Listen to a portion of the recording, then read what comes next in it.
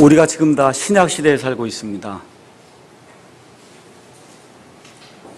신약시대에 대해서 오해하시는 분들이 이제 굉장히 많은데, 마태복음 1장부터 신약인가 보다 하고, 이렇게 신약에 우리가 지금 이야기하는 신약적인 그러한 개념을 마태복음 1장부터 이렇게 대입을 하기 시작하면 지금 우리가 알고 있는 그러한 신약의 개념이 서질 않습니다.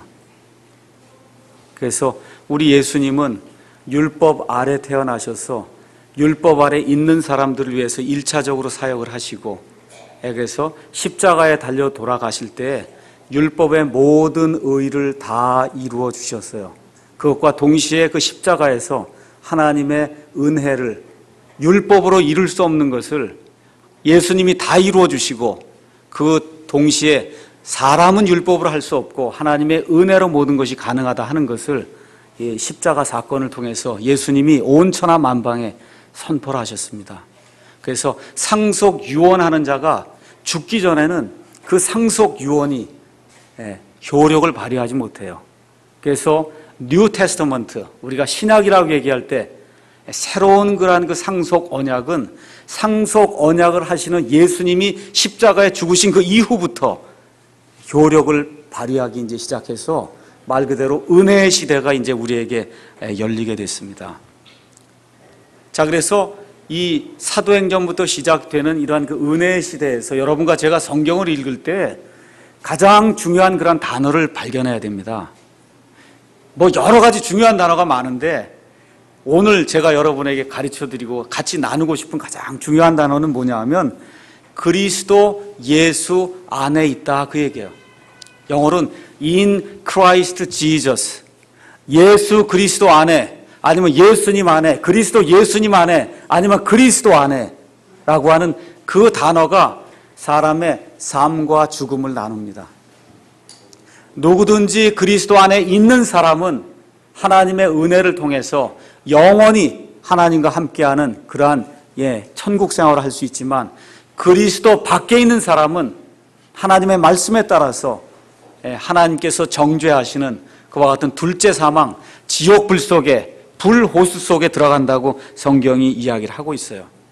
그래서 그리스도 예수 안에 있다, 이게 대단히 중요한 일이에요. 그래서 여기 8장 1절에 가서 보니까 그리스도 예수님 안에 있는 자들에게는 정죄함이 없다는 거예요. 정죄가 무슨 뜻이에요? 죄를 정하는 일이 없다, 그 얘기입니다. 그리스도 예수님 안에 있는 자들에게는 죄를 정하는 일이 없다. 한번 에베소서 2장으로 가서 잠깐 하나님의 말씀을 보겠습니다. 이 로마서 8장을 기록한 동일한 사도 바울이 에베소서 2장 11절에서 13절에 이와 같은 말씀을 하고 있습니다. 그러므로 기억하라. 너희는 지나갔되 육체로는 이방인이요 손으로 육체에 행하는 할례를 봐라. 할례자들이라 불리는 자들로부터 무할례자들이라 불리던 자들이라. 잘 들으세요. 옛날에 그리스도 밖에 있었다는 거예요. 그때 너희는 그리스도 밖에 있었고, 이스라엘 연방국가 밖에 있던 외인들이며 약속의 언약들에서 분리된 낯선 자요, 세상에서 소망도 없고 하나님 밖에 있던 자들이던데 한때 멀리 떨어져 있던 너희가 이제 그리스도 예수님 안에서 그리스도의 피로 가까워졌느니라. 지금 그렇게 이야기를 하고 있습니다. 그러니까 지금 이 세상에는 그리스도 안에 있는 사람이 있고 그리스도 밖에 있는 사람이 있고, 예수 믿기 전에 누구나 다 그리스도 밖에 있어서 하나님의 모든 약속들에서 멀리 분리가 돼서 그 약속을 소유할 수 없는 그런 사람들이었다. 지금 그렇게 이야기를 하는 겁니다. 왜 그러냐 하면 모든 사람이 이 세상에 태어날 때 다 첫사람 아담 안에서 태어나기 때문에 그렇다고 성경이 이야기를 하고 있습니다. 그래서 이와 같은 상태로 태어난 사람을 가리켜서 영적으로 죽은 사람이다, 그렇게 얘기하는 거예요. 영이 죽은 것이 아니라 영적으로 죽었다, 그렇게 이야기하는 것이 맞습니다. 누구에게나 지금 다 영이 있거든요. 그래서 영적으로 죽어서 그 하나님의 은혜를 깨달을 수 없는 그와 같은 상태에 있다. 이와 같은 상태로 태어나서 하나님께서 이 땅에 사는 동안에 모든 사람에게 하나님의 이와 같은 자연적인 계시를 통해서, 하나님의 이런 말씀의 계시를 통해서 하나님이 누구신지 알 수 있는 그 빛을 알 수 있는 모든 기회를 하나님이 주신다 그랬어요.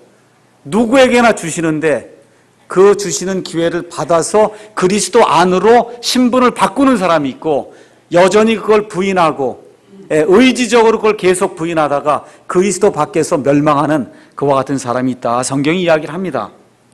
자, 그래서 예수 그리스도 안으로 들어오게 될 때 어떤 일이 발생하느냐. 갈라디아서 2장 20절에 이렇게 기록이 되어 있습니다.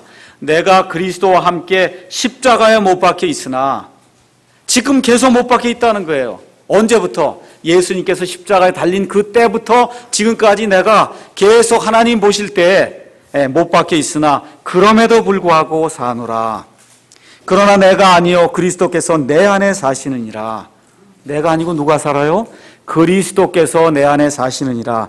나는 지금 내가 육체 안에서 사는 삶을 나를 사랑하사 나를 위해 자신을 주신, 어떻게 해요? 하나님의 아들의 믿음으로 사느라. 하나님의 아들이 주시는 그 믿음, 내가 뭘 해서 하려고 하는 그런 믿음이 아니라 믿음의 창시자 되시는 그 하나님의 아들에게서 오는 그 믿음, 그 믿음으로 내가 산다.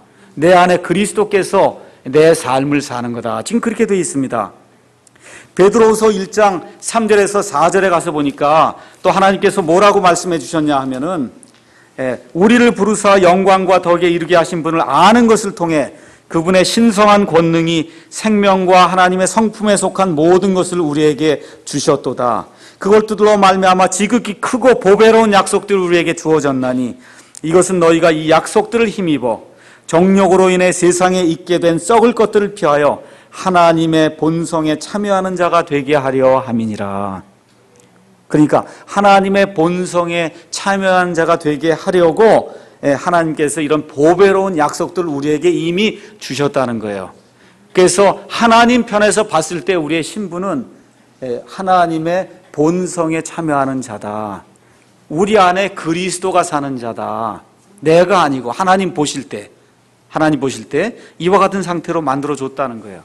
이렇게 만들어주니까 사도 바울이 여러 교회의 편지를 쓸 때마다 뭐라고 얘기하냐. 예를 들어 고린도전서 가서 보겠습니다.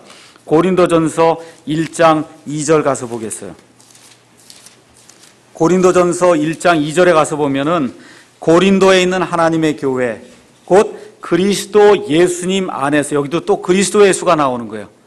그 교회가 어떤 교회냐? 그리스도 예수님 안에서 거룩히 구별된 교회, 또 성도로 부르심을 받은 자들과 또 각처에서 우리의 주, 곧 그들과 우리의 주 대신 예수 그리스도의 이름을 부른 모든 자들에게 편지한다 해서 사도 바울이 고린도에 있는 그 하나님의 교회, 그리스도 안에 있는 그 성도들에게 편지를 쓴다 그랬어요.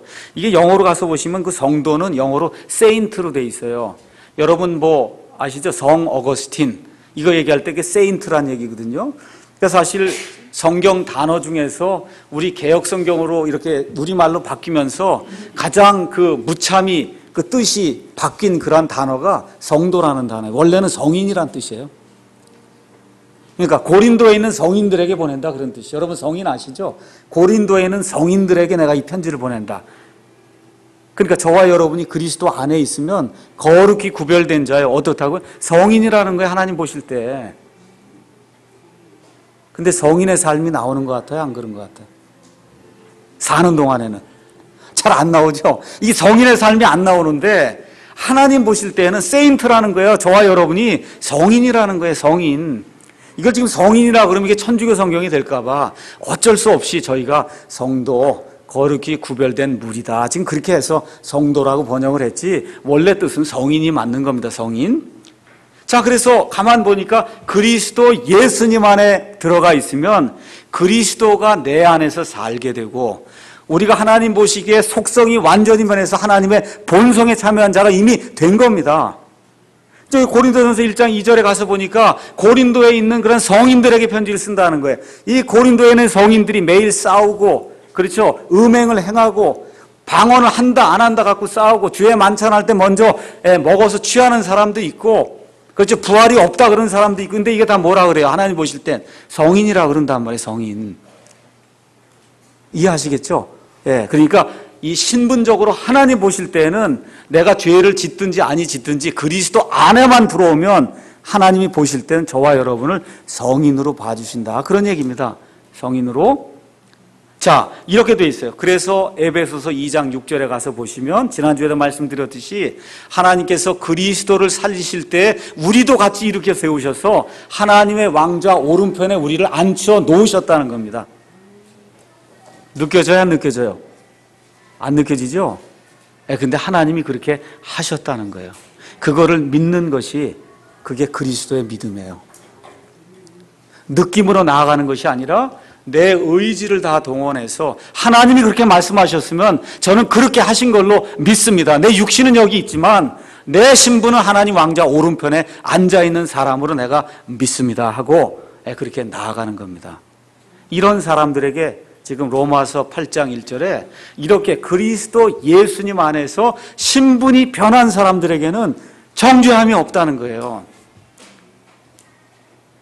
미리 얘기하고 넘어갈게요. 정죄함이 없으니까 마음대로 죄를 짓자 그런 얘기하는 거 아닙니다.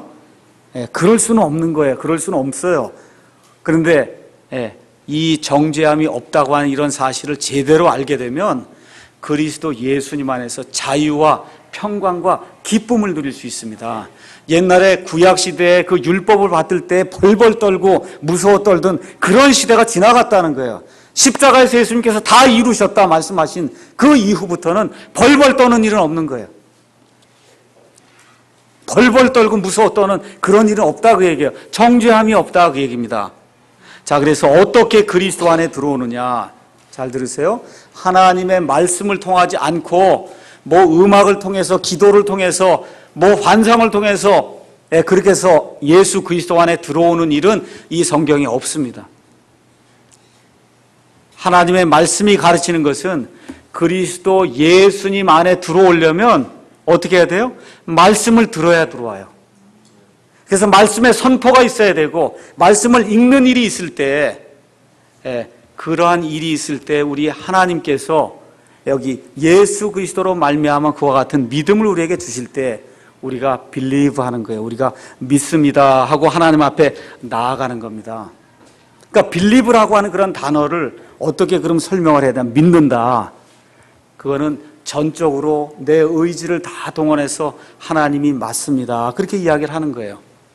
제가 예를 들어서 설명을 하겠습니다. 어떤 선교사가 아프리카 한 지방에 가서 하나님의 말씀을 번역을 하는데 다른 단어는 다 거기 있는데 그 어떤 그 원주민들의 단어로 번역하는데 되는데 누구든지 예수님을 믿으면 구원을 받는다. 이게 믿으면이 굉장히 많이 나오지 않습니까? 구원 받는데 보면 입으로 시인하고 예수님을 믿으면 구원 받는다 그러는데 이 믿는다.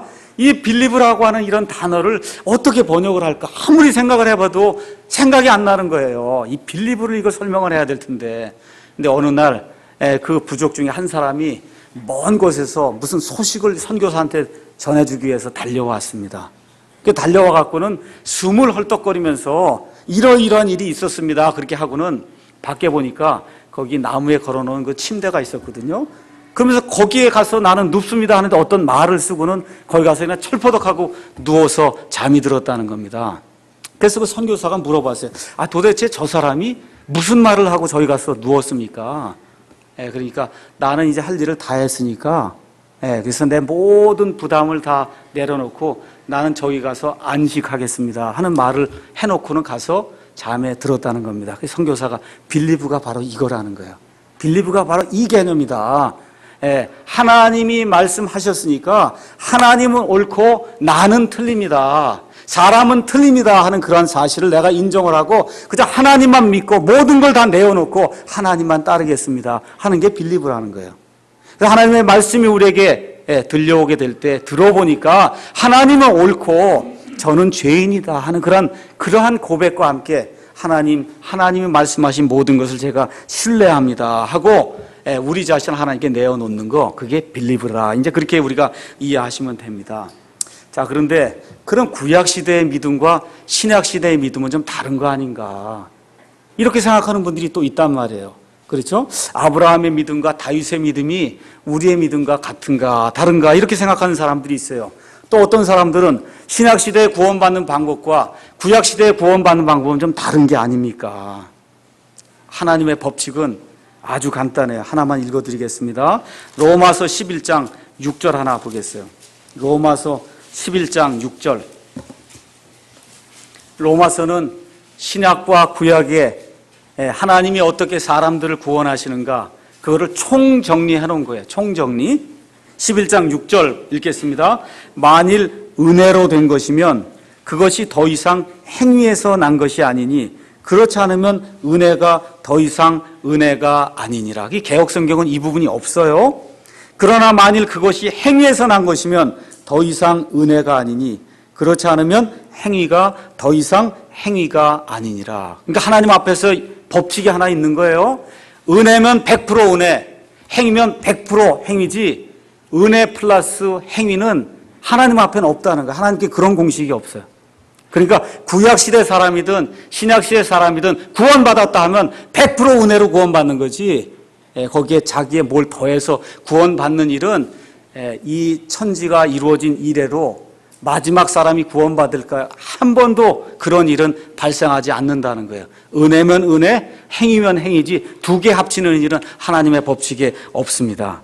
자, 그렇게 되니까 어떻게 돼요? 구약시대 사람들도 하나님을 믿었고 신약시대 사람도 하나님을 믿었고 구약시대 사람들도 하나님의 말씀을 믿었고 신약시대 사람도 하나님의 말씀을 믿는 거예요. 여러분과 제가 잘 알고 있는 창세기 15장 6절 한번 가서 보세요. 창세기 15장 6절 가서 보니까 하나님이 아브라함을 끌고 나가셔서 그래서 뭐라고 말씀하시냐면 저 밖으로 끌고 나가셨는데 아브라함에게 지금 자식이 없는데 너 저 별들 보지 않냐?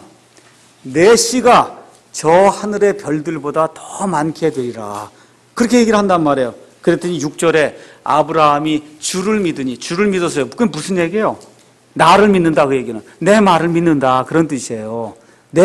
이 하나님의 그 말씀을 믿으니까 그분께서 그것을 그에게 의로 여겨주셨다. 그렇게 돼서 의로운 사람으로 칭함을 받았다고 지금 성경이 기록하고 있습니다. 그래서 첫사람 구원받은 사람부터 맨 마지막에 구원받을 사람까지 신구약 성경 전체를 통해서 하나님을 믿는 사람, 하나님의 말씀을 믿는 사람, 특별히 이 신약 시대에는 하나님의 말씀이 뭐라고 얘기하느냐? 하나님께서 보내신 자 예수 그리스도를 믿는 것, 그것이 영생이라고 이야기하기 때문에 우리가 예수 그리스도만을 신뢰를 하는 겁니다.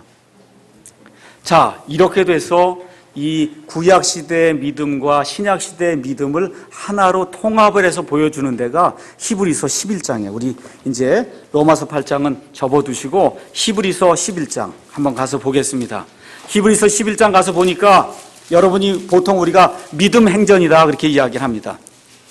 믿음 행전. 여러분 야구장이나 이런 데 가서 보면 이 야구의 전당 아시죠? 가면 뭐 베이브 루스가 있고 뭐 행크 아론이 있고 해서 다 적어놓은 게 그게 야구의 전당이거든요. 여기 히브리서 11장은 믿음의 전당이에요. 믿음의 전당. 그 안에 처음부터 끝까지 믿음으로 살다 간 사람들이 누군가 하고 거기다 사진을 걸어둔 거예요. 사진. 히브리서 11장에 그렇게 이제 기록이 돼 있습니다. 자, 그러면 이 히브리서는 누가 기록했다 그랬어요? 히브리서? 가서 한번 히브리서 1장 가서 보시겠어요? 맨 처음에 히브리서 1장 한번 가서 여러분 눈으로 이제 한번 확인하는 겁니다. 히브리서 1장 맨 위에 히브리서 쓰기 전에 뭐라고 기록되어 있습니까? 다 같이 읽겠습니다. 히브리 사람들에게 보내는 사도 바울의 서신. 누가 기록했다고요? 사도 바울이 기록했어요. 로마서는 누가 기록했어요? 사도 바울이 기록했어요. 로마서에서 사람이 어떻게 의롭게 된다고요? 믿음으로 의롭게 되죠. 갈라디아서는 누가 기록했어요? 사도 바울이 기록했어요. 어떻게 사람이 의롭게 돼요? 율법의 행위가 아니라 그리스도의 믿음으로 의롭게 된다 그랬어요. 그럼 여기 나오는 이 히브리서 11장 가서 보면 믿음으로 아브라함은, 믿음으로 아벨은, 믿음으로 사라는, 믿음으로 모세는 다 믿음으로 했다는 거예요. 믿음으로. 그래서 믿음으로가 대략 얼마쯤 나오냐? 믿음으로라고 하는 그 단어 자체는 16번이 나오고 실질적으로 20번 이상 계속 이 사람들이 다 믿음으로 했다는 거예요.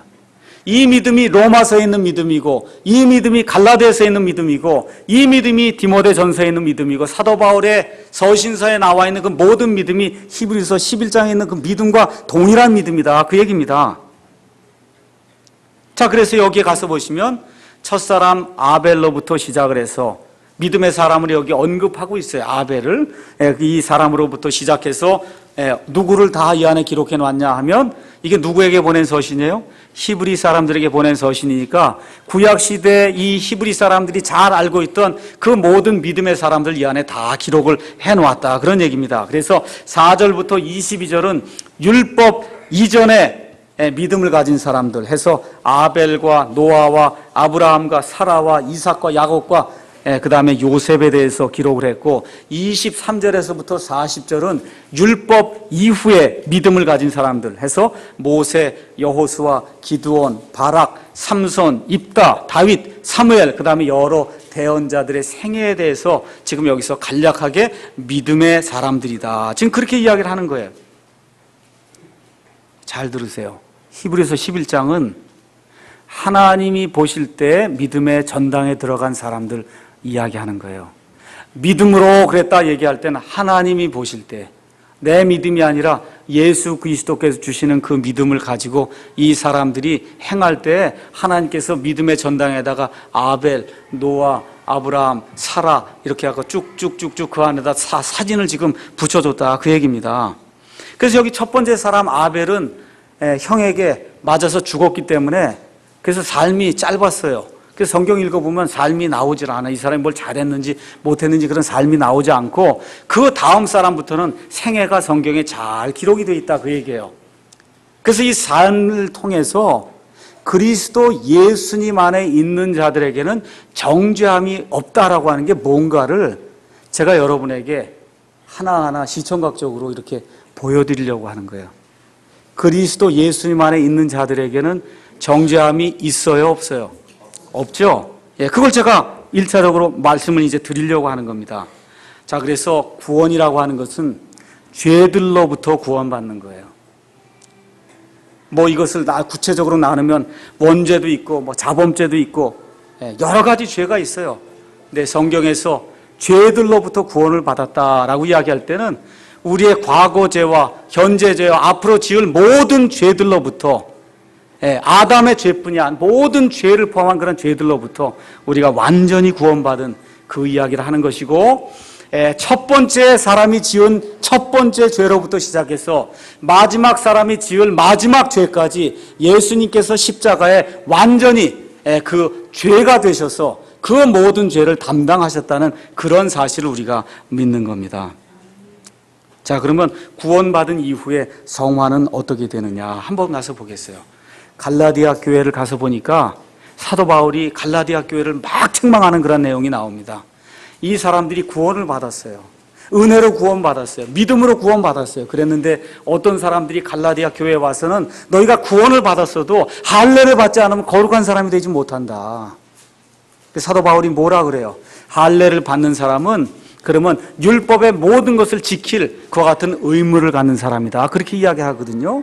그래서 사도 바울이 갈라디아서 3장 3절에 뭐라 그래요? 너희가 성령으로 시작했다가 이제는 육체로 마치고자 하느냐?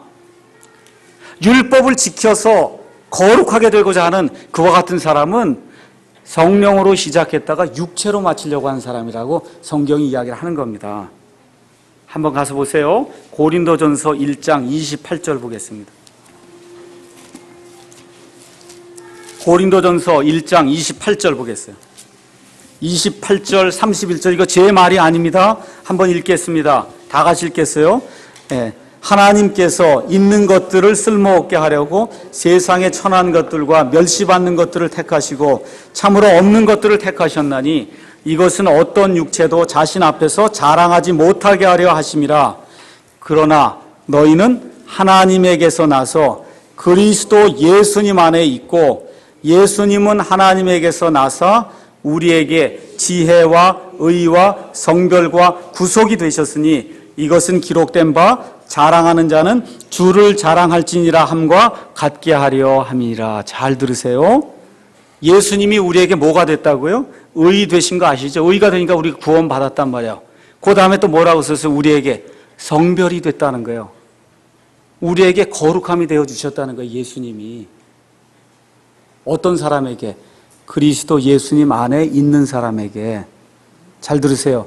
그래서 왜 그렇게 했다는 거예요? 아무도 자랑하지 못하게 하려고. 구원받는 것도 예수님이 은혜로 주셔서 아무도 자랑하지 못하게 하시고, 우리가 거룩하게 되는 그 일도 예수님 자신이 성별이 되셔서 우리가 이렇게 거룩하게 했습니다 하나님, 그런 일 하지 못하도록 하나님이 막아놓으셨다는 거예요. 그러니까 신분상으로 봤을 땐 이미 저와 여러분이 완전히 하나님 앞에 성별돼서 거룩히 구별된 자다, 지금 성경이 그렇게 이야기를 하고 있는 거예요. 이런 사람들에겐 정죄함이 없다는 거예요. 그럼 뭐가 정죄함이냐? 다시 한번 말씀을 드리면, 이 정죄함에 대한 그런 의미가 우리에게 확실히 들어오지 않으면 우리가 이것으로 인해서 실족해서 여러 가지 문제가 생길 수 있습니다. 자, 아벨은 얘기가 안 나왔으니까 제가 히브리서 11장에 나와 있는 그 사람 하나하나 제가 그냥 말씀드릴 테니까 여러분이 그냥 들어보세요. 노아가 처음에 나와요. 노아는 의인이었어요. 지금식으로 얘기하면 그리스도 예수님 안에 있는 사람이에요. 그런데 노아가 홍수 사건 이후에 포도주를 만들어서 먹고 크게 만취해갖고 벌거벗고 자다가 자기 아들들에게 범죄할 수 있는 그러한 계기를 만들어주죠. 맞죠? 근데 하나님이 히브리서 11장에 그거 기록해요, 안 기록해요? 기록해요? 안 해요? 기록 안 한단 말이에요. 하나님이 그렇게 봐주시는 게 그게 정죄함이 없는 거예요. 노아가 완전하다고 얘기하는 거 아닙니다. 육신을 가지고 살았어요. 그와 같은 죄를 졌어요. 근데 하나님은 그런 부끄러운 얘기는 기록 안 해요. 왜 그래? 하나님이 기억을 안 하신다니까, 그 일을. 이거 제 얘기가 아니에요. 하나님은 그 일을 기억 안 해요. 두 번째, 아브라함이라고 한 사람이 있어요. 아까 창세기 15장 6절에 보니까 아브라함이 하나님의 그 말씀을 믿으니까 그걸 그에게 의로 여겨주셨어요. 지금식으로 얘기하면 그리스도 예수님 안에 들어가게 된 거예요. 됐는데 어떻게 해요? 암만 기다려도 아들이 태어나지 않으니까 어떻게 해요? 자기 아내의 이야기를 듣고는 인간적인 방법으로 자기 아내의 여종을 취해서 이스마엘이라고 하는 그와 같은 그 아들을 낳아서 결국 지금 이 중동 분쟁이 일어나고 있는 것이 아브라함의 그와 같은 이 잘못으로 말미암아 지금 일어나고 있는 거거든요. 근데 하나님이 여기 히브리서 11장에 아브라함의 그 부끄러운 이야기 기록합니까? 기록하지 않습니까? 기록해야 안 해요? 안 해요. 왜 안 해요? 하나님 기억하지 않아요, 그 일을. 그리스도 안에 들어오면 하나님이 정죄하지 않아요. 세 번째, 사라. 아브라함이 누구 때문에 죄를 지은 거예요? 사라 때문에 죄를 지은 거예요. 사라 때문에. 사라가 와서 가만 보니까 아기가 안 생기니 이건 하나님이 잘못한 거 아니겠냐. 그러니까 우리가 하나님을 도와서 하나님의 일을 이렇게 완성을 해야 되지 않겠냐 해서 어떻게 해요? 자기 종을 내준단 말이에요. 의도는 좋았어요. 근데 자기 종을 내주면서 인간의 방법으로 하나님의 것을 성취하려고 했단 말이에요. 근데 지금 하나님 뭐라 그래요?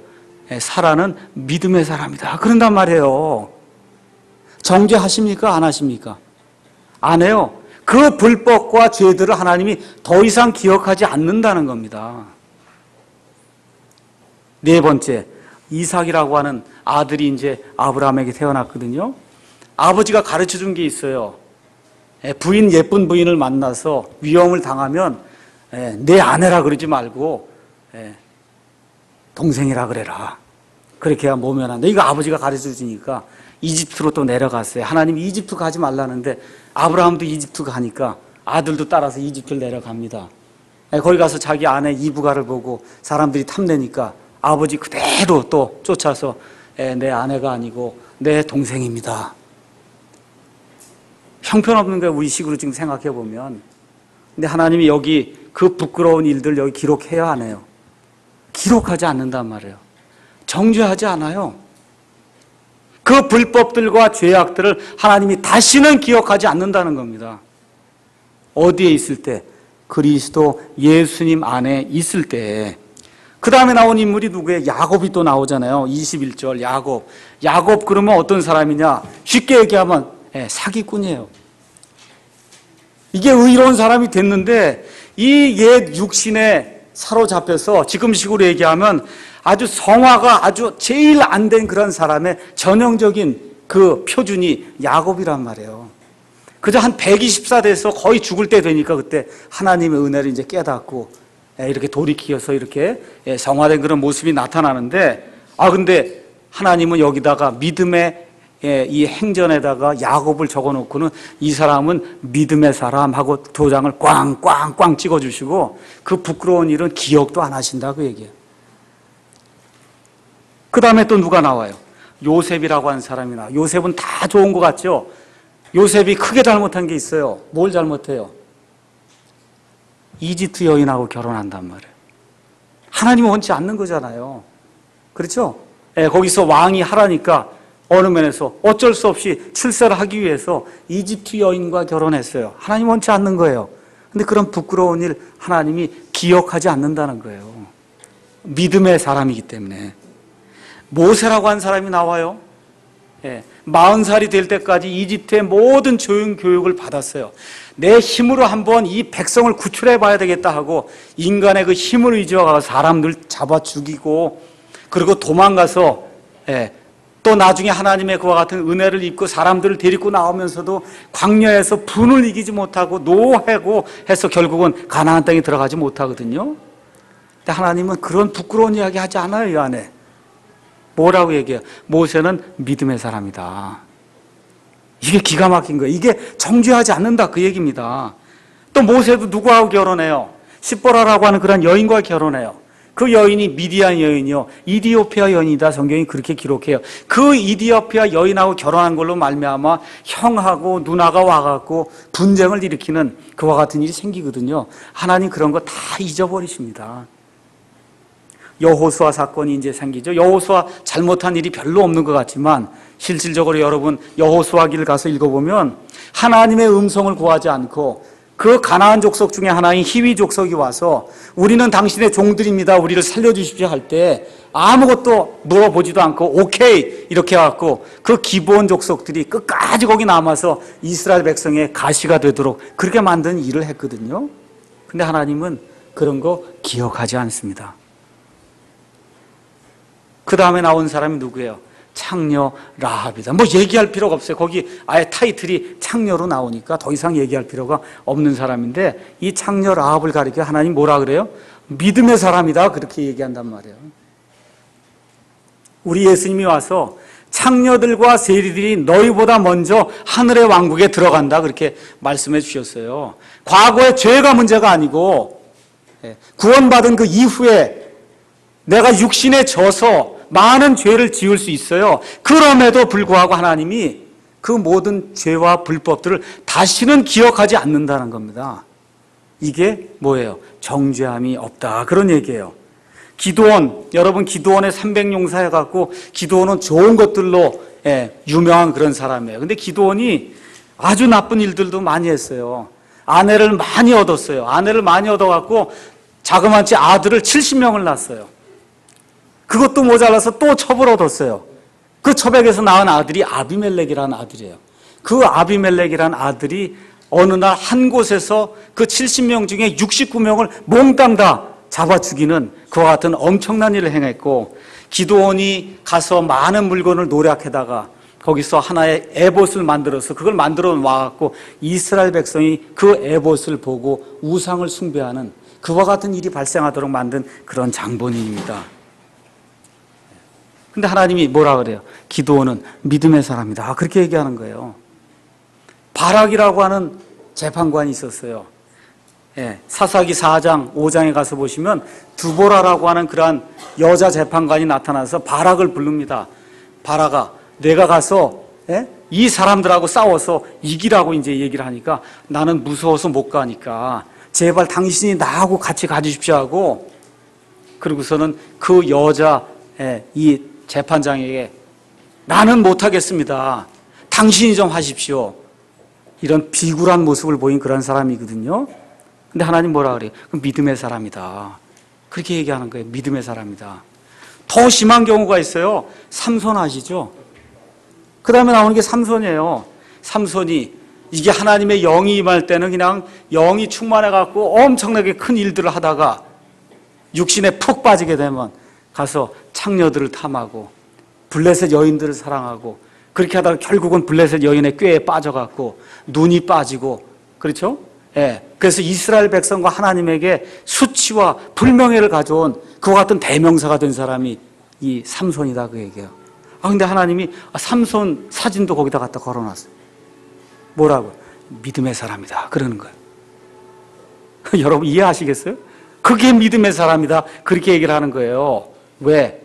그리스도 예수님 안에서 그 믿음을 갖고 그 안에 들어온 사람은 하나님이 죄와 불법들을 내가 다시는 기억하지 않는다는 거예요. 다시는 기억하지 않는다. 또 하나가 나왔어요. 누가 나와? 입다가 나온단 말이에요. 암몬 족속하고 이제 싸움이 있을 때 헛맹세를 한단 말이에요. 내가 싸움에서 이기고 돌아올 때 누구든지 하여튼 무엇이든지 처음 나오는 거는 내가 하나님께 번제 헌물로 드리겠습니다. 근데 누가 나와요? 자기 딸이 나오니까 어떻게 해요? 그 딸을 평생토록 처녀로다. 그래서 시집을 가지 못하면 이스라엘 백성의 그 여자가 시집을 가지 못하면 그럼 평생토록 불명예 가운데 사는 겁니다. 그렇게 만든 사람이에요. 헛맹세하고 헛되게 이게 하나님께 맹세한 이런 사람인데도 불구하고 하나님께서 입다는 하나님의 사람이다. 믿음의 사람이다. 그렇게 이야기하는 겁니다. 정리할게요. 구약시대 성도들이나 신약시대의 성도들이나 100% 하나님의 은혜로 구원받습니다. 이래서 그리스도 예수님 안에 들어오게 될 때는 그러면 하나님이 보실 때에는 죄와 불법들을 기억하지 않는다는 거예요. 여러분 이해하시겠습니까? 제 말을? 죄를 지으라고 얘기하는 게 아니라 저와 여러분이 서로 죄를 짓는 가운데 있다 할지라도 벌벌 떨면서 그러한 종의 신분에 있는 그런 사람이 아니라는 거예요. 그래서 지금 여기 있는 구원받은 그 이후의 삶을 가서 보면 구약시대의 가장 훌륭한 아브라함이라 해도 역시 그 삶을 들여다보면 죄덩어리요, 불법 덩어리다 그런 얘기입니다. 그래서 사도 바울의 표현대로 하면 마음으로는 하나님의 법을 지키는데 육신으로는 죄의 법을 섬기면서 산다. 지금 그렇게 이야기를 하는 겁니다. 근데 사도 바울이 뭐라고 하나님의 말씀을 대변하느냐? 그럼에도 불구하고 그리스도 예수님 안에 있는 자들에게는 정죄함이 없다. 그렇게 이야기하는 거예요. 히브리서 10장 17절. 이거 제 말이 아니니까 한번 읽어보겠습니다.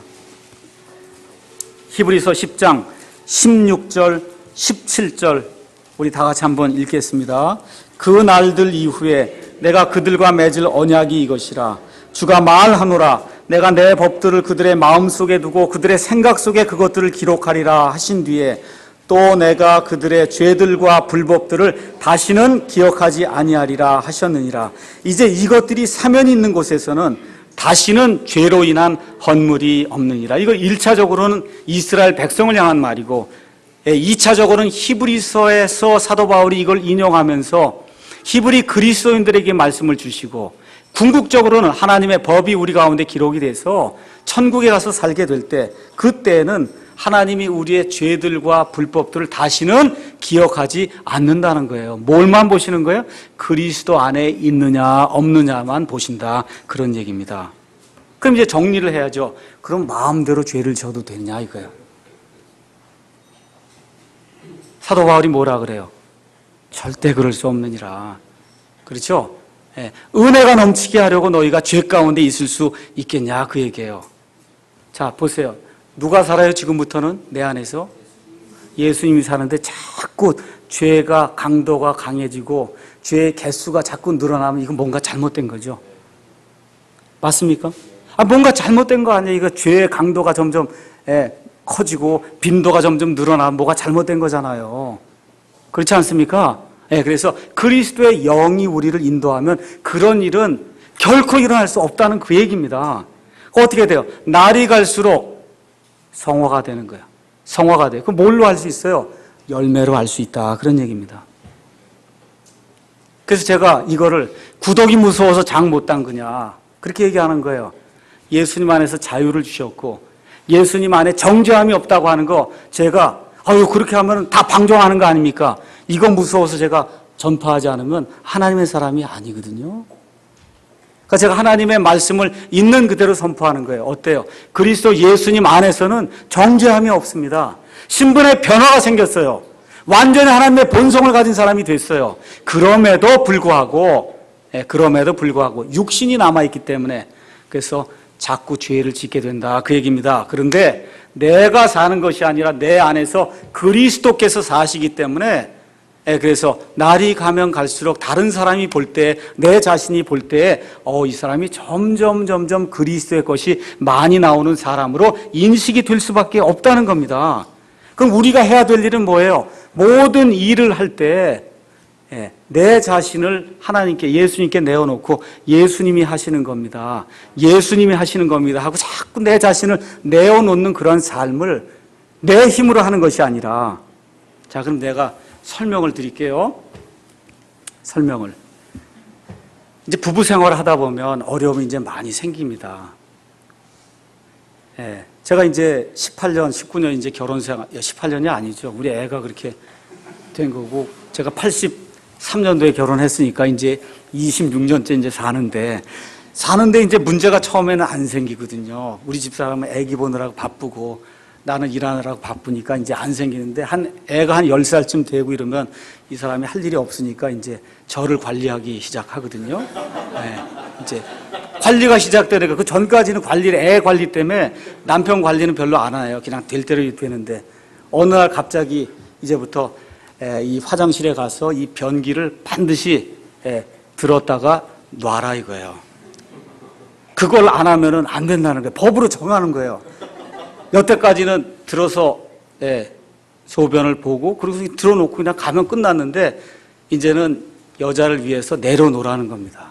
이것 때문에 한 6개월은 싸우는 거죠. 아니 도대체 이게 뭐 내려놓을 때도 있고 안 놓을 때도 있고 도대체 왜 이걸 가지고 그러냐. 이게 그렇잖아요. 한 35년 40년을 올려놓고 사는 그런 삶을 했는데 그게 어떻게 하루아침에 안 바뀌거든요.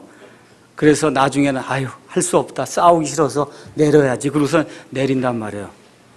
예수님 원하시는 그게 아니라 그거에서 한 발짝 더 나가는 거예요. 이제 이거 내리는 거 이거 내가 하는 게 아니라 누가 하는 거라고? 예수님이 하시는 거라니까. 예수님이 하시는 거예요. 그러니까 못을 여기 높은 데 가서 박으라 그런단 말이에요.